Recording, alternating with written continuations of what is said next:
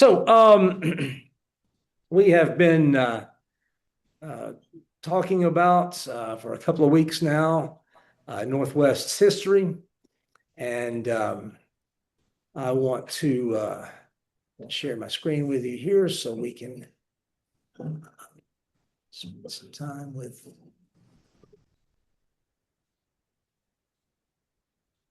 What did I got here? I don't understand. Doesn't look like that anymore. What's that? It don't look like. Oh, that. yes, yes. Yeah, it's just that photographs washed out because it's 100 years old. I don't think anybody come in a building then. Okay.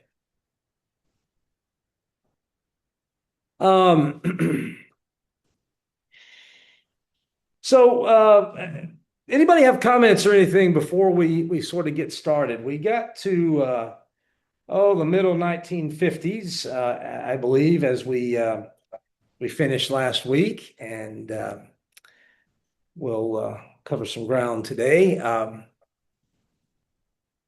What are your thoughts thus far? Anybody have any based on what we've talked about, what we've seen so far? Anything that surprised you? Anything that you are more curious about?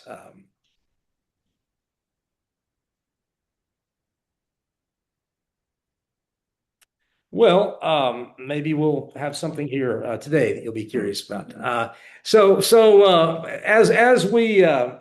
we kind of go on through our history, as I said, one of the things I don't love about church history is how it can be uh,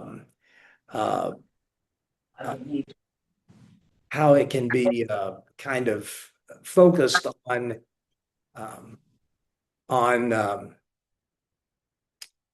the names of a few people, a few ministers, a few elders, and can kind of lose sight of other people and other other events that happen sort of independently. Because at every church, a lot happens that ministers and elders don't really have anything to do with, and at least in a healthy church, I think in almost every church, and it's easy to lose some of that, lose sight of some of that uh, as you go through a history like this, and so I apologize if it feels like we're talking a whole lot about a certain number of a few ministers and elders, and not enough about other things going on. So I'm going to try to do that. I'm going to try to make sure we at least get some sense of um, what life was like and what was going on, and so but of course, as we do that, I begin immediately with a minister, Elza Hufford, who I think I mentioned last week. It's related to one of the former deans at Harding School of Theology. He's uncle of him. He's his uncle, and 1955 was a time, and this era was a time in which there was a lot of growth. The late 50s, a lot of growth in the church, a lot of growth in Chicago, a lot of growth in a lot of churches of Christ in Chicago. There were migrations from the South, people coming up for work, and the churches, many of the churches in the city, kind of really benefited from that. Hufford himself talked about how in a bulletin in 1958 that a great influx from Southern churches is responsible for most of the growth in churches of Christ. That was his perspective at the time. And Northwest benefited from that as much as anyone, probably more so than a lot, because of our location. By 1956, we were around 305 members, around 300 members. By 1959, there were at one point in one of the bulletins, the total number of members and their families. So that's not just people who've been baptized. That's other people who might appear in the directory who aren't necessarily all members. And that number was pegged at 435. Not that we had 400 at worship service on Sundays, but just that it was the point is that the church was really growing, and so we wound up expanding the building, and wound up with pretty much the footprint we have now, other than the elevator entrance and the elevator. There was And a great emphasis on evangelism at Northwest and in the church as a whole in the 1950s. We had a Yes. deacon in charge of evangelism. Yeah. And he was really a fireball as far as going and showing film strips and getting in people's homes right. and recruiting others to do that. Yeah, that was really a time when a lot of that was happening in a lot of churches. There was a large focus on personal evangelism. You might remember, if you've been in Churches of Christ a while, you might have heard of the Jewel Miller film strips. That was that era, and they later made their way to VHS, and I believe they're on DVD now. And I think they've been updated a little bit, but yeah. We were divided into zones and with zone leaders, and they were responsible for having fellowship every so often at their home. Yeah. And doing things within the zone, more or less geographically oriented. Yeah, a little sort of an early sort of small group ministry kind of effort. And I think that's because, I mean, it was what was beginning to happen is what continued to happen over the years as Northwest became a little more of a commuter kind of church. I think we always were in some ways, based on what I could tell, but we became a church in which people didn't necessarily all live real close. Some, lived out, and in some cases, as we've seen, new churches were started in other locations. But yeah, I think that there was an effort to get people together for encouragement, for fellowship, for opportunities to bring friends and have them meet other members of the church without having to necessarily come, to a full worship service. And all that combination of people moving into Chicago and focus on evangelism and sort of a creating of a system that tried to maximize that really helped the church to grow drastically in the late 50s. Again, we that's when we added on to the building again and created pretty much the footprint we have now. I love the just future, just so you know, it was in 1957, the addition cost $65,000. Got that for a song.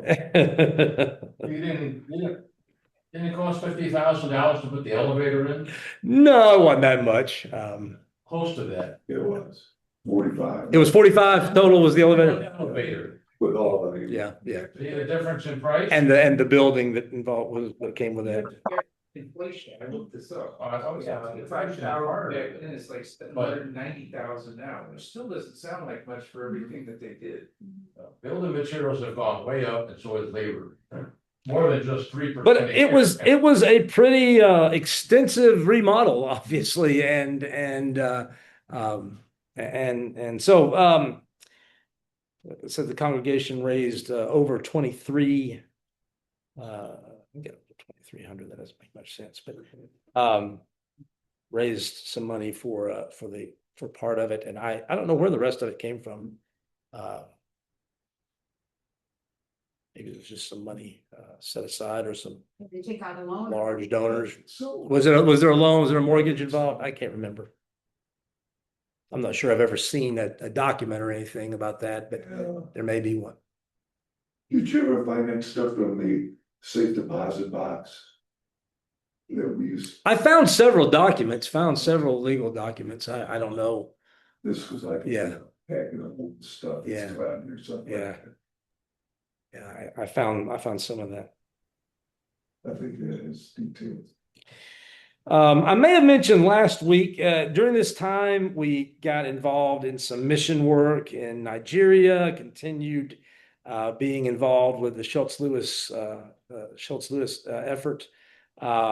Radio evangelism, that was another kind of a sort of a trend at the time, having people on the radio. Herald of Truth, I think, was one of the platforms for that. And 1961, we helped plant another congregation in Evanston. The one we had helped plant about 10 years before had already moved and became Wilmette.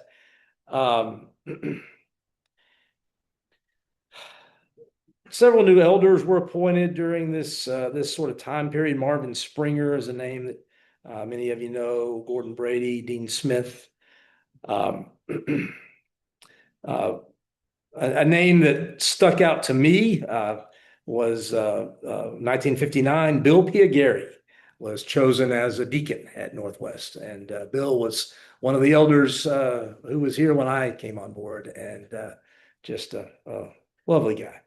And so that was kind of nice. Just when you think things are going great, sometimes controversy arises.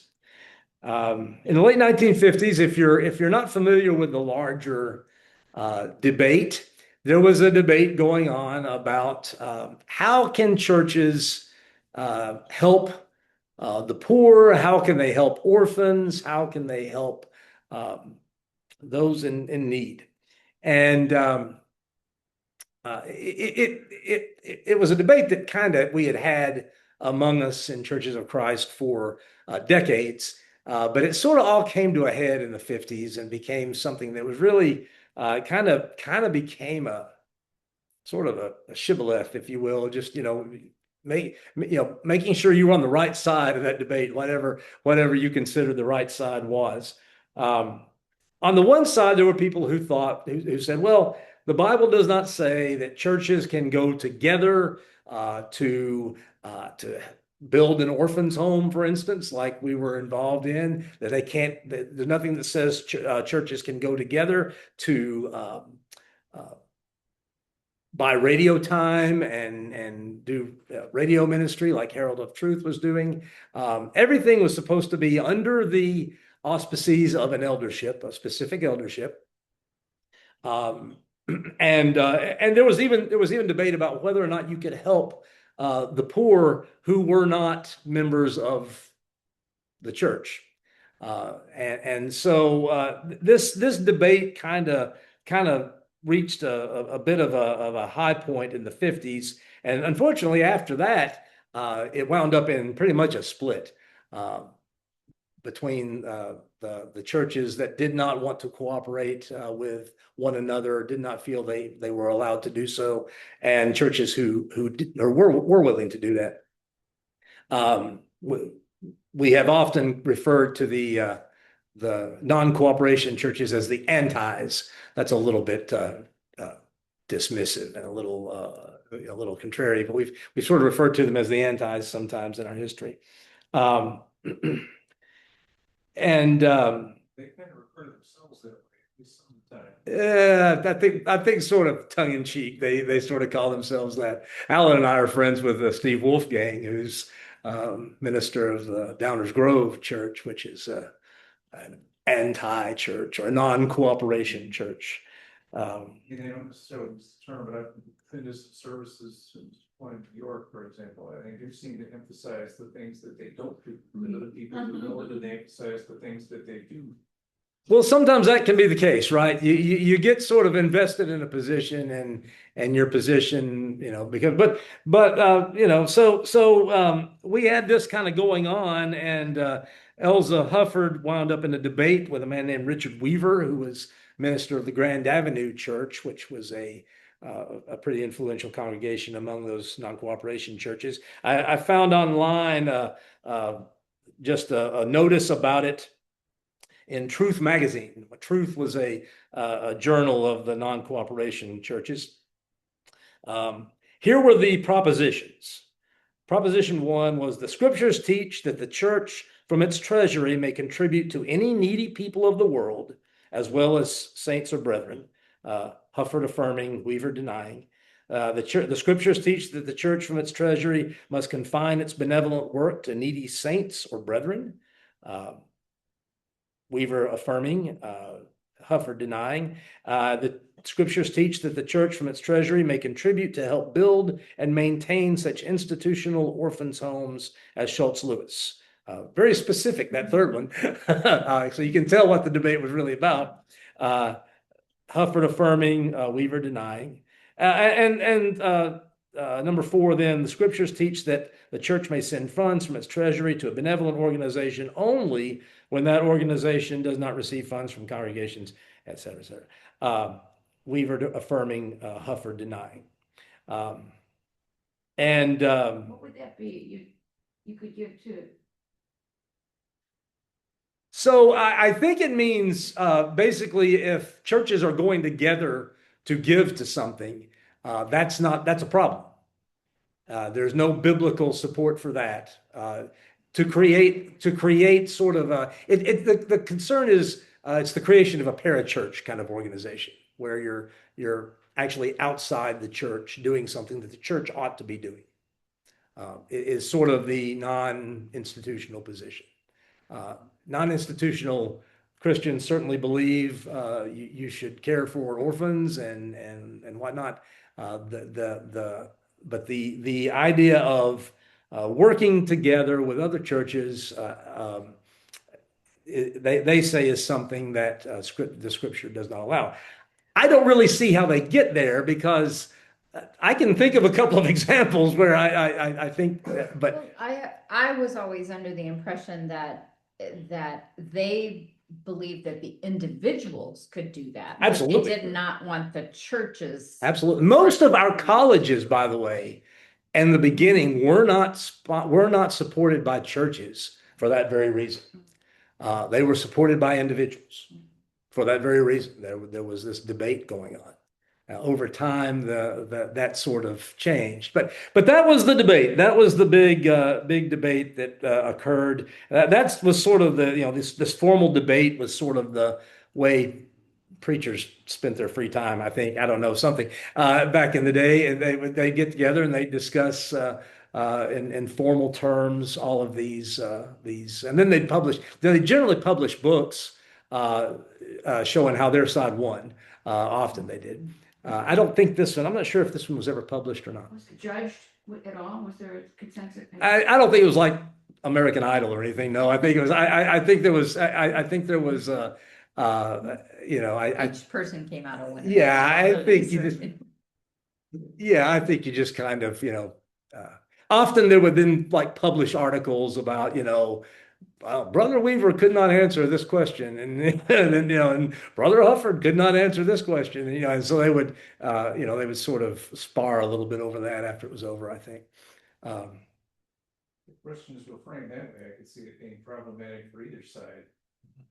It's really the only example I can think of communal church activities, the collection taken up, the Pollard participation, and of course he only mentions the brethren for that. Yeah. So that doesn't fully support either side. Yeah. But that is a big one. That to me is one of the ones I go. Go from church to church, you get money, and then took it off to Jerusalem. Seemingly, yeah, yeah. It seemed to be what happened. Yeah. So anyway, it's one of those. It's sort of a question that nobody really talks about much anymore. But it was a big thing at the time, and obviously Mr. Hufford was not dispassionate about the whole thing because he was very heavily involved in the development of Schultz Lewis, and in fact ended up ending his time here at Northwest in 1961 to go and take the position of executive director there at Schultz Lewis. Spent a little bit of time there and then went on to Northeastern Christian College, which was one of our schools near Philadelphia. Do you know if there was any loss of membership here? I don't think so. That people left because they were on the other side not that I know of. I mean, you might remember Ellen, but I think it's one of those things where I think everybody's positions were pretty hardened. I'm not sure there was a whole lot of convincing one way or the other. Don't associate. Yeah, Steve and I are friends. We associate, and I think like over time, I think the churches, what I'll call just for the sake of ease, the mainstream churches, have no problem with people who might believe that and would still welcome them as Christians. On the other side, there may be some who are still a little more harsh about that, draw the line a little more solidly. I'd say a lot of the people who came from the South, either came to Northwest or went to Grand Avenue or a similar church. But over history, Grand Avenue shrunk and shrunk and shrunk until it finally disappeared. Yeah, I it's don't know if yeah. that's a judgment. Well, and it depends kind of on where you are too. I mean, there are some, especially in the South, there are some pretty large non-institutional congregations that still are doing pretty well. Some interesting, if you I like history, David Edwin Harrell, who is a historian at Auburn University, was a history professor at Auburn and did a lot of writing, is a member of non-institutional churches, and he does some good history on all of that. He works at the Christian college? Auburn. Yeah. So- Auburn is. Auburn's not a Yeah, Christian it's school. confused. Yeah. Oh, Auburn. Um, so after all that, Hufford left in 1962. James Clayton came to Northwest as minister. James Clayton went to high school at the same place my father-in-law went to high school. They were a few years apart. John has suggested to me that he kind of had a crush on Betty, who was James's wife, when they were in high school. He His came. graduating class was 18. Yeah, right. So only they- 9 to choose from. They like all knew each other. Clayton was 28 when he came to Northwest. He was, I believe, at the time, the youngest minister Northwest has ever hired, since surpassed only once. And he had been preaching at the Downers Grove Church. So maybe he did come over from, I don't know. I don't know if he moved because of that. I don't know. Where did he go to school? I don't know where he went to school. I'm not sure. He also came here to get a PhD from the University of Chicago School of Divinity, but he did not accomplish that task. Quite a few of our ministers have come really with that in mind.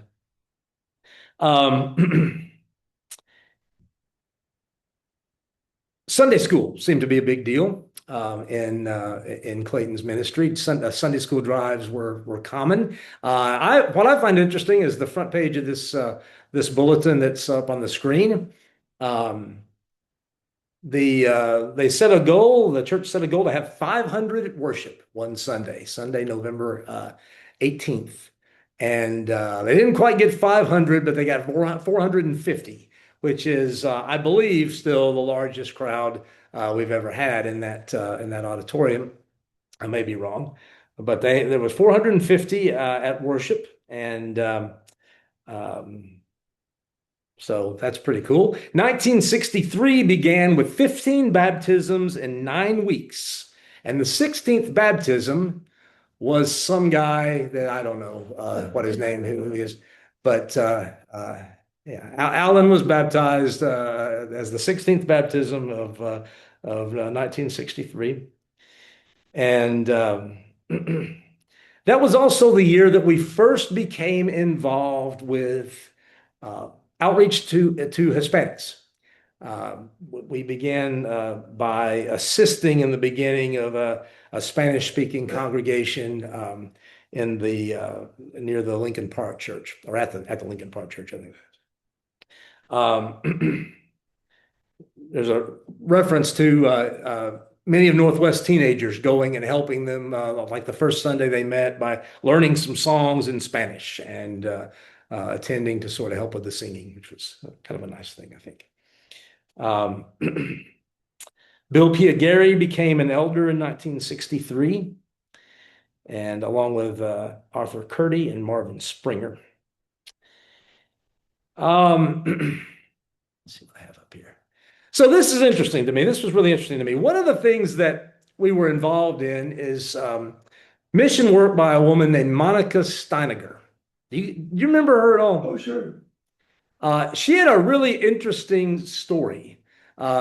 She had wanted to be involved in work in the Nohi Mission Clinic in I believe it was in, at the time, Southern Rhodesia, which would be Zimbabwe now. She had actually, there was a whole story with her parents. They were German. Her parents met during, right before the outbreak of World War II, were in Africa and wound up in two separate concentration camps. And they were in those camps for several years, 5 or 6 years, before they were finally released. And Monica's father happened to be asked to do some work at this mission, this Nawi mission clinic, and some mechanic work, I think.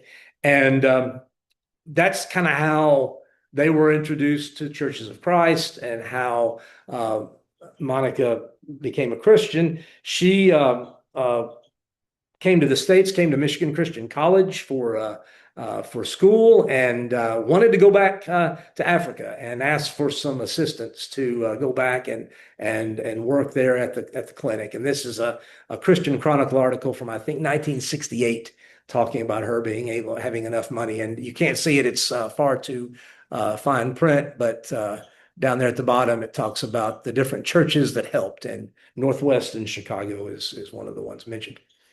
So it's a really cool story, and one that I just felt like, man, that's pretty amazing that, that we were able to get. And I don't know how we wound up meeting her. Does anybody remember how we wound up getting in touch with her? She was a member here. No, No, She was a but yeah, missionary. she was. we officially dismissed the service, and then she could make a report. Yes. I growing up, I remember hearing, being in several of those services where, you have the closing song, and then the women can get up and say whatever they want. Yeah.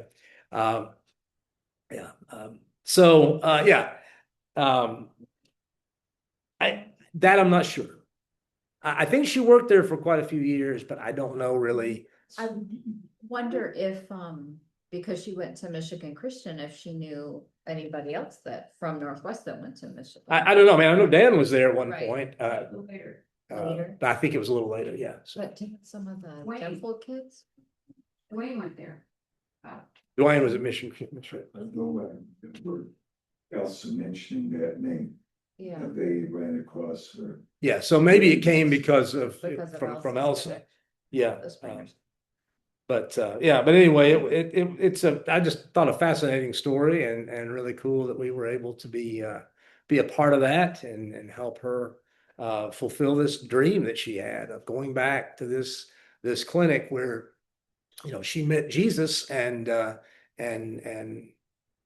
serving there to help. There was also a school there. I believe there was some preacher training going on. There's quite a few different things going on at Noe. It's still there. You can Google it if you want to. It's still it was established in the 30s sometime, and still going strong. So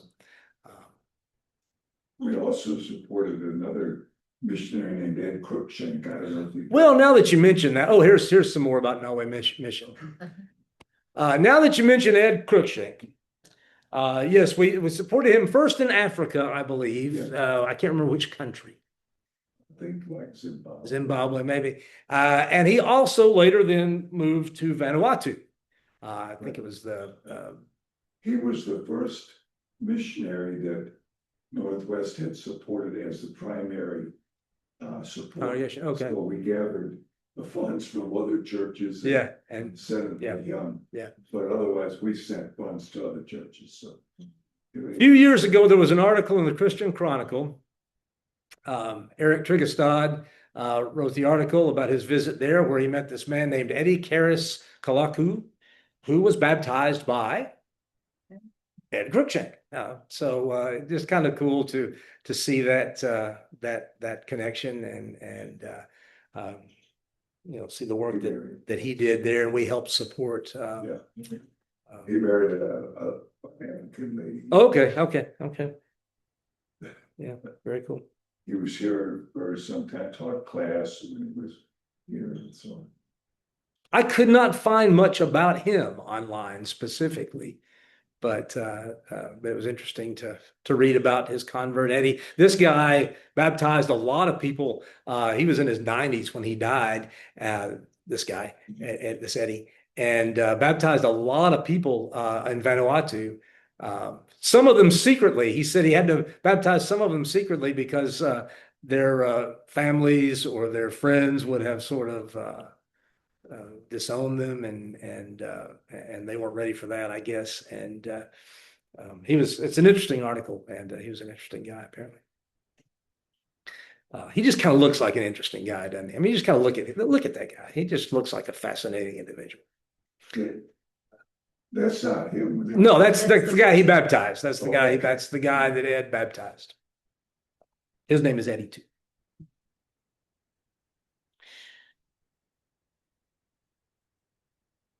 Would visit your parents. I don't think Yeah. I knew it. By the time I came. Yeah. Remember, but they, He had a good friends, yeah, yeah. They would write. yeah.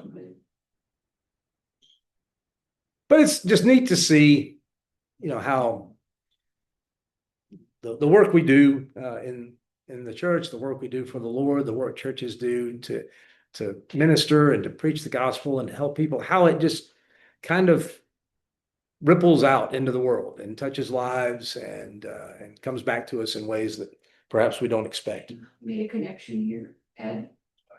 What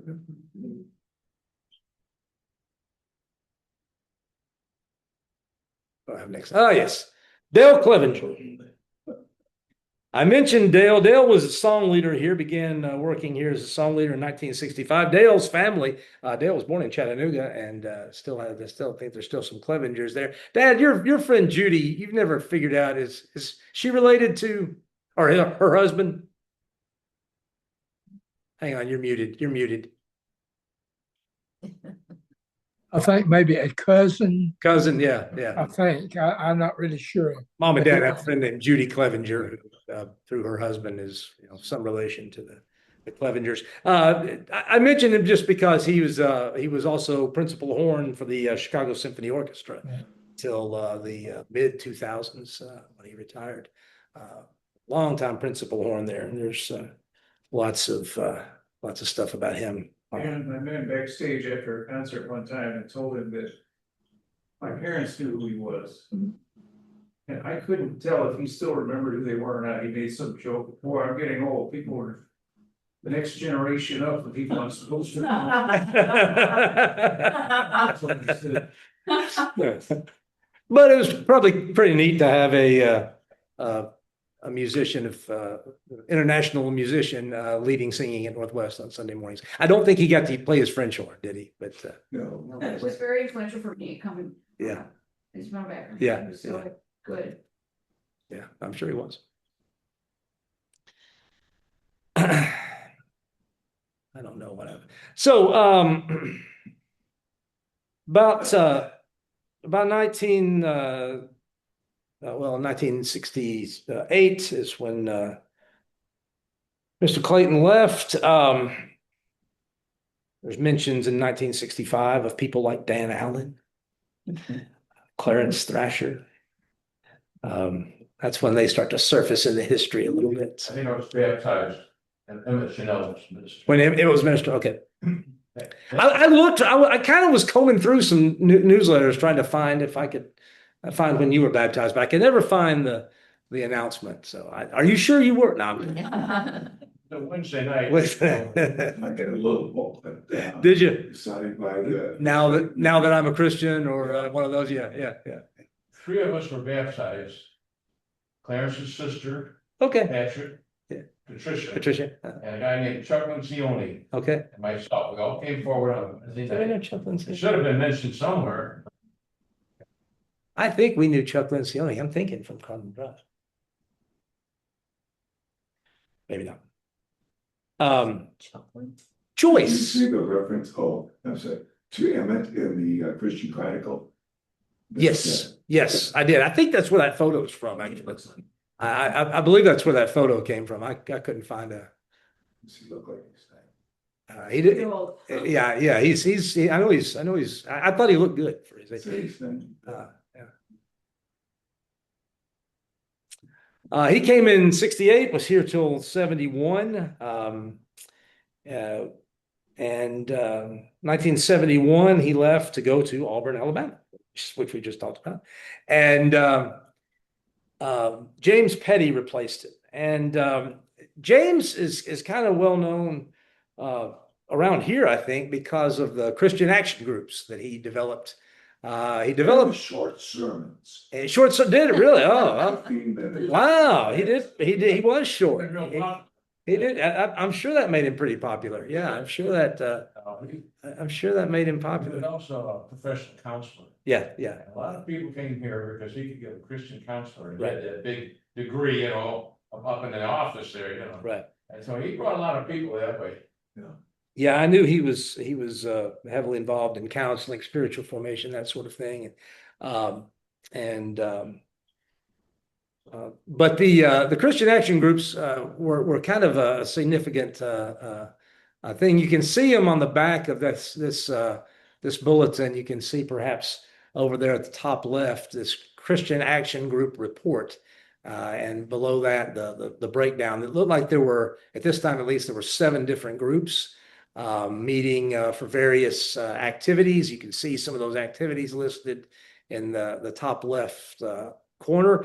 That is where, if you have been around long enough to remember the weekly fellowship lunches, that came out of the Christian Action Group, because you'd go to, and that's also where the 4 o'clock worship service came from that we used to have.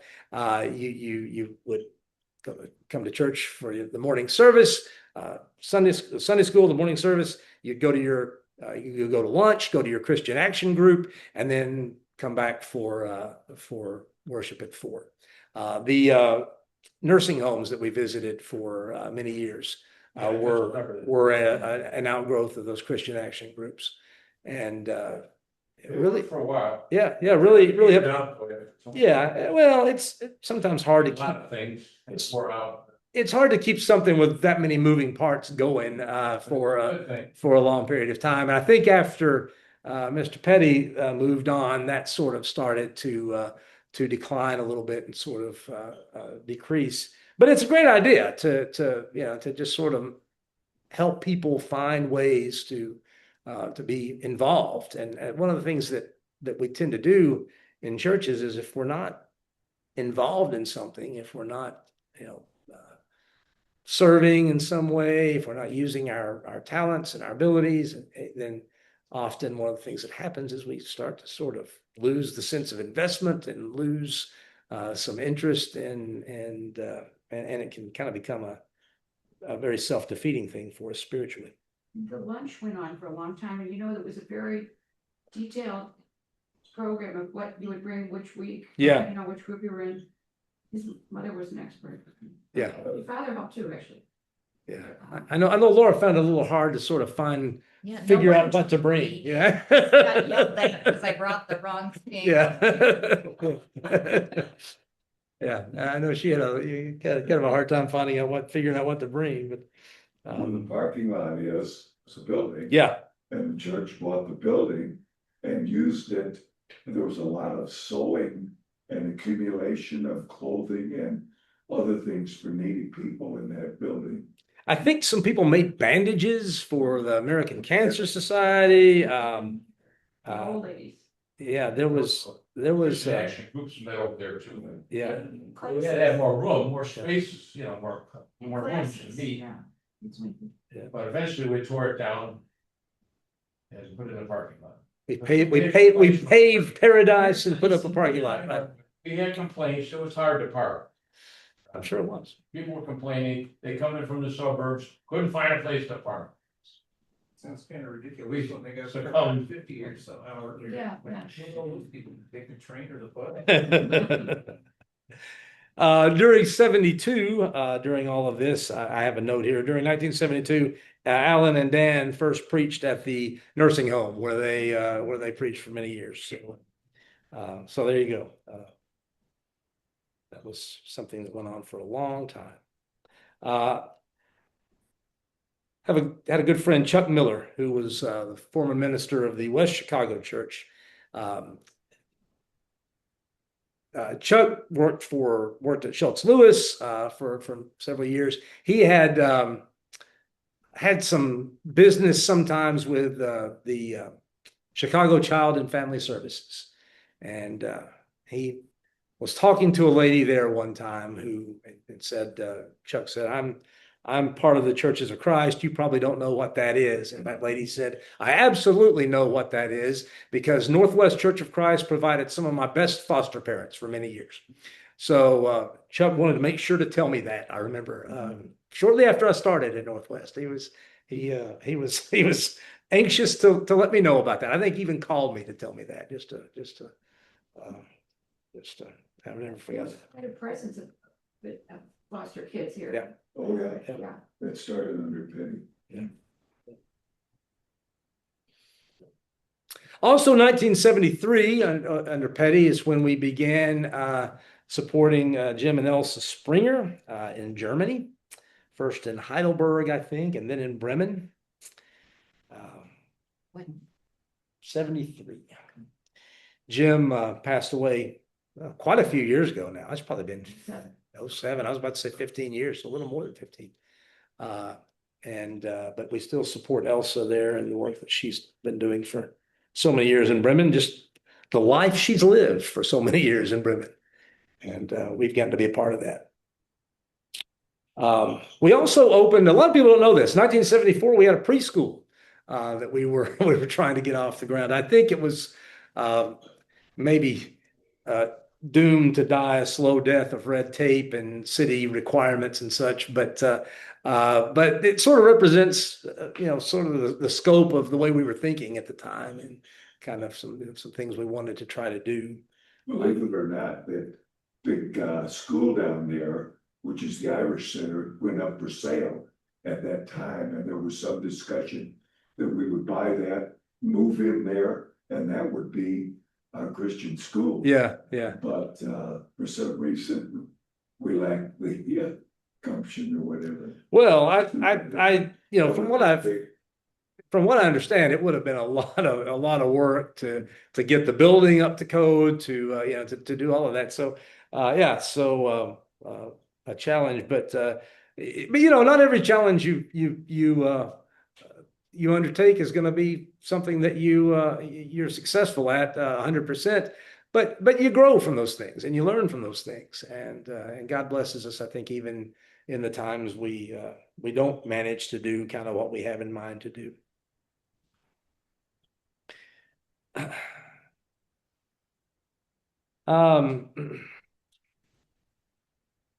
1972, 60 new members came to Northwest. 1975, average morning attendance was 258. 59 people were baptized during those 4 years that Petty was here. Remember I told you earlier that we had kind of started getting involved in mission work among the Hispanics in Chicago. We took on oversight of that in 1975 and maybe set a precedent there perhaps for our own work. Petty resigned in 1975, went to what is now the Alta Mesa Church of Christ in Fort Worth. In 1985, he moved to Manhattan Church of Christ in New York, and he was minister there until the mid-90s. And one of their elders as well. He died a few years ago. Comments or anything, questions at this point in time? Anything you want to talk about? Please feel free. I know I'm talking a lot. It's interesting that a lot of these guys were fairly restless. Mhm. They felt that they were supposed to be moving out and doing something else in a few years. And That's kind of the way things were in Churches of Christ for until relatively recently, I think. There weren't long tenures. People didn't stay in places a long time. The joke is, after 5 years, you run out of sermons. But I don't think that was really it for most of the guys. It's just sort of a sense, I actually heard one time Paul only stayed the longest Paul stayed anywhere was 3 years. And so except he kept going back to those. he kept right.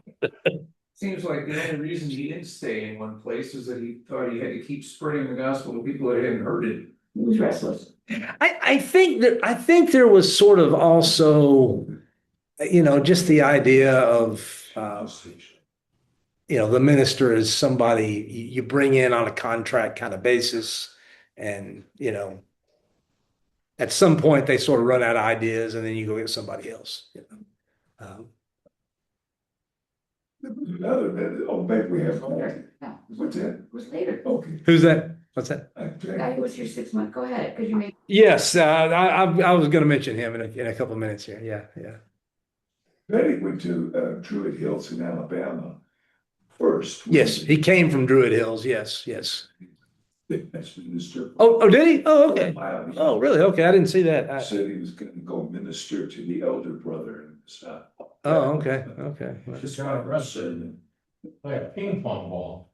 There's north, south, all over west. Well, The call of the South, from Texas, right? Some of that attitude kind of bothers me. It reminds me of a manager of a baseball team or a head coach of a football team where it's like they're trying to keep people under the spell of their personality for a certain amount of time. And then after a while, it's like, well, I've lost the team. No. A minister's job isn't really to make people do anything just out of the force of his personality.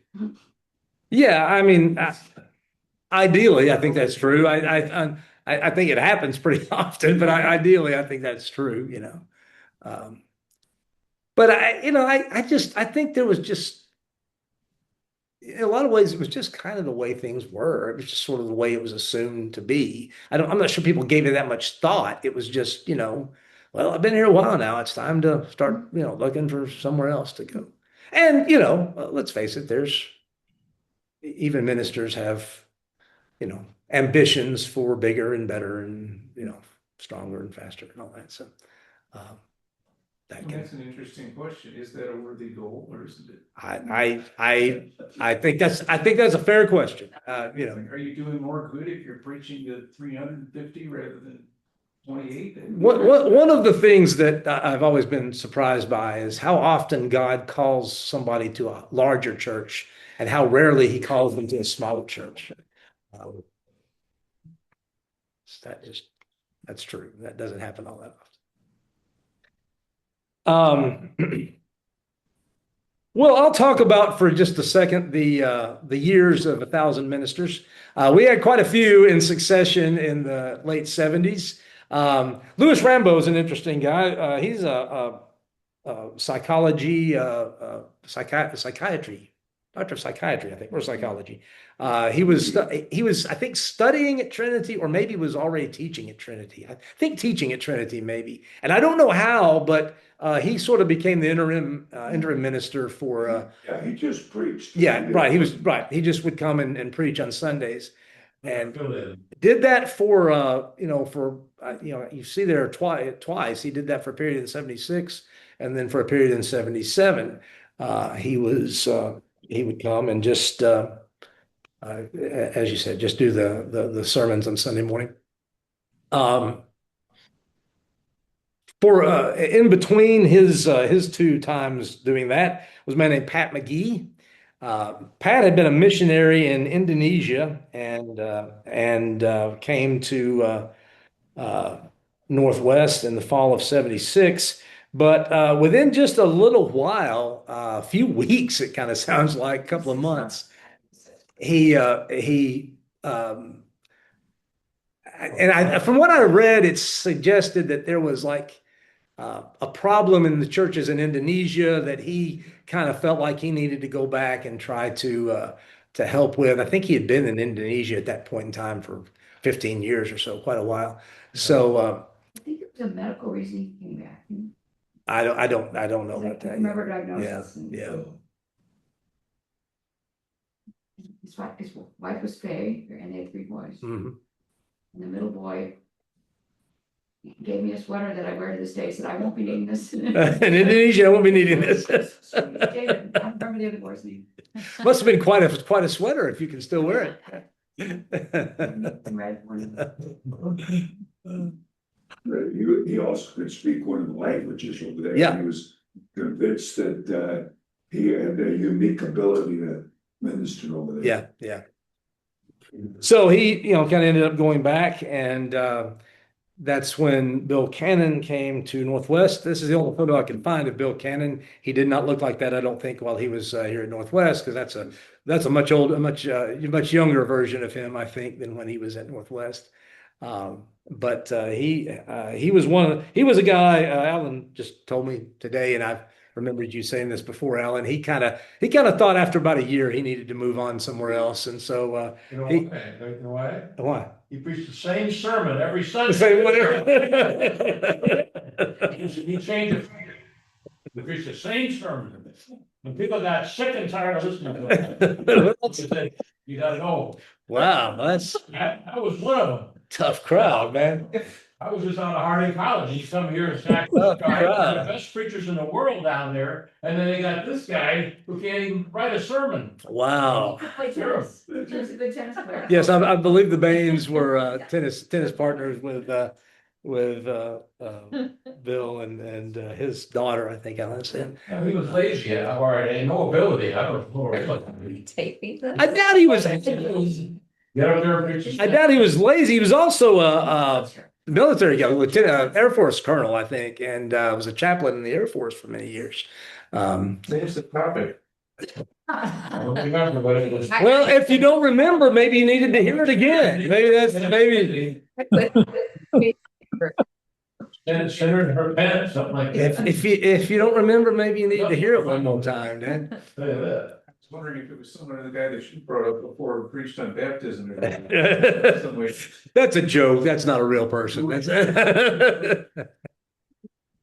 Show things happened about Bill Cannon was here. We had a kind of a visitor, and he had a crippled son, and he was convinced that the son could be healed, and so he, after the sermon one Sunday, kind of took over the pulpit and said, "If we pray for my son, he can be healed."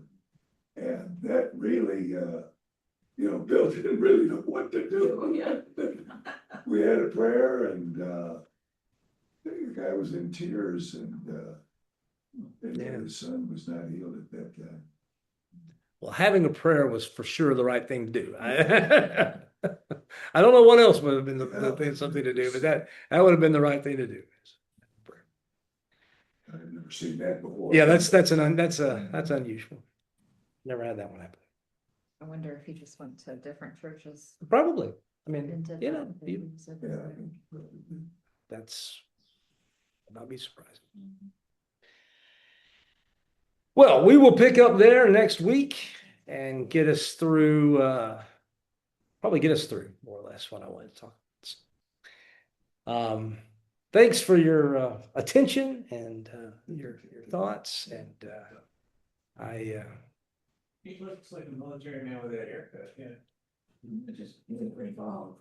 That's it. Cinch, where did you see it? The way it came, I wondered if it was a spam thing, but then I saw, no, wait, anyway, your full address wasn't there, and I couldn't, Oh.